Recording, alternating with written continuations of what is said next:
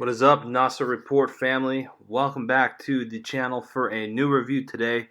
We are talking about The Crew 2, Ubisoft's second installment to the popular racing franchise from a couple years ago. Let's go ahead and get in and start talking. So let's go ahead and look at the graphics first of all.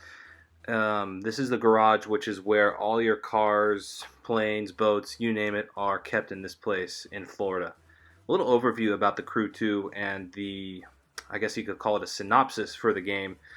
You are going basically from coast to coast. There are all these different racing events you can do. And like I said, there's all kinds of different, vehicles you can race, from cars to boats, motorcycles. Um, and I'll show you some of that footage later on. I just wanted to start and show you this map real quick to give you guys this overview. So as you can see, that's the safe house, and then on the map you see all these different icons, which are the different racing disciplines. So that there's a Grand Prix, street race. We'll go ahead and I think we're going to get to that momentarily, but while that loads in, you have these four different bosses, right? You have a street racing guy, an off-road, a freestyle, and pro racing heads of those respective disciplines, and your goal is to get to them and beat them. In addition to that, there are live extreme races that take place all over the country. As you can see, I'm highlighting the different races. Yeah, hypercar, there's drifting, and Alpha Grand Prix, monster truck rallies, which were really fun. I enjoyed them a ton. Drag racing, off-road, aerobatics, which is when you're in the plane and you have to do these different maneuvers to earn points, which I will highlight later on. But for now, we'll go to downtown Los Angeles, which I think is one of the cooler locations in the game to do this street race. Visually speaking, I was happy with this game. I think it looks great, and the load-in from the map to this, it looks really good. You basically go into this garage, you change your car automatically to the appropriate car that you need to race with. It's kind of nice. You don't have to go in your garage and equip it, so to say. You can just go to do an event, and then right on the spot you can change into your vehicle. It's no waste of time, nothing like that. So for this race, I think you guys will be able to get a really good snapshot of how the graphics are. Look at this Audi TT RS. It looks fantastic. I was pleased with the details, honestly. At first I was a little unsure what to make of it. I think there's some parts in the game where, graphically speaking, it looks better than other parts. I think the attention to detail on the vehicles, as you can see, is spot on, but the buildings and all that stuff, I don't know if they have the same strengths or the same visual promise that the cars have. In a racing game, yes, it is all about the cars, but to me, you also got to factor in the environments where you're racing in to look good as well. Another place you can race is Las Vegas, which does look pretty good. But downtown LA, it looks fine. It's not spectacular. I think it's pretty standard class for what you would expect in a PS4 racing game. And again, you guys will see some of the other racing the other races that you can kind of compare. Hey, this is how the racing portion looks. How does the airplane look when it's flying? How does the hypercar look? Things like that. But all in all, like I said, great attention to detail with the vehicles. The environments around the cars, though, I think could use some improvement. So for the graphics, I'm giving The Crew 2 a 7.5 out of 10. The cars, the vehicles, all that look really good, but the environments around the racing that takes place, I think could have been thought out and executed a little bit better. So let's go ahead and dive into the performance category of the game, and for that we will do aerobatics. We will get into an airplane and do some fun maneuvers. I think for this portion of the game, The Crew 2 looks and runs pretty well. In addition to that, the environments that you fly through are really cool and unique.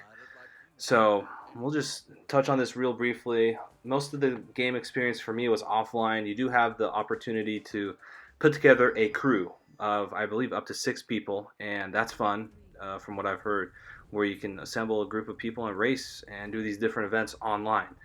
For that, I don't have a whole lot of experience, but my limited experience online was good. People, there are really talented, and if you're able to find a group to pair up with and do some of the races and events together with, that'll, I think, make your experience even more enjoyable. And the game held up pretty well, I think. All in all, whether if it was local, the environments look decently well. The trees are all there, and it's not like things will pop up out of nowhere. It's executed nicely by Ubisoft, and I think the performance category of this game is actually halfway decent. So for the performance, I'm giving it an 8 out of 10. The game ran very smoothly online. In addition to that, the localized performance was very well done. The environments all load up very smoothly and on time. And the game is just really a well-oiled operation. So as we touch on the final category now, entertainment value. There's obviously no shortage of events to do in this game. I I enjoyed thoroughly one of the races where you go from the West Coast all the way to the East Coast. Or I'm sorry, it's the other way around. You start on the East Coast and you go to the West Coast and finish in San Francisco. Start in New York. That's a lot of fun, and that's a 30-minute race. I think the longest of the game. Besides that, racing with all the different components is highly entertaining. You want to master the perfection of racing. Regular cars, doing good with the drag racing, the hypercars. There's just about 16 different racing elements that you can nail in this game. I mean, there are those 4 disciplines, but in each discipline there are 4 subcategories that you really need to master and perfect to make it far in this game. So this is one of the other fun missions in the game where you're originally supposed to take a plane along the California coast down to LA, but instead Hero, who is one of your buddies in the game, says, "Oh, let's race instead. I think we can get there in quicker time." So again, that's another part of the entertainment, right? These different game modes and these respective different races have other things you can do where you think you might be doing one race, but then you do another. I went into this race thinking I was going to fly, but instead I get to race this freaking hypercar from Northern California all the way down to LA, and that was really cool. So just little nuggets like that in this game where there's these different race modes, and then in addition to that, there are some very distinct races that you will remember. For me, some of the demolition derbies were a ton of fun. I got tired sometimes of doing the same. Ooh, that was not good. I was getting tired of doing the same old stuff with racing and all that. But the derbies, it's fun because you're trying to destroy cars and earn points. So it's a nice change of pace to have that option to earn points and progress in the game. I think I honestly think for me that was probably the most fun race mode. Sure, I love doing your regular street races like I showed earlier in that Audi TT, but there's just something different about the Demolition Derby race mode in this game, and that was a whole lot of fun. And that adds, I think, to this entertainment value. It's just the various different types of race modes that you can perform and that you can undertake over the course of this game. So for entertainment value, I'm giving The Crew 2 a 9 out of 10. There are tons of events that you can undertake over the course of this game, and that will keep you guys absorbed and engaged throughout the duration of the process. I was enjoying everything, especially the demolition derbies. So let's go ahead and reflect back on The Crew 2. Now that all the numbers are in, graphics 7.5 out of 10, performance an 8, and entertainment 9. Final score is 24.5 out of 30. Overall, I think The Crew 2 does a lot of things really good from the entertainment and performance perspective of the things. Visually, the cars, the vehicles, they all look pleasing to the eye, but the environments around don't have that same attention to detail, which is a little bit frustrating.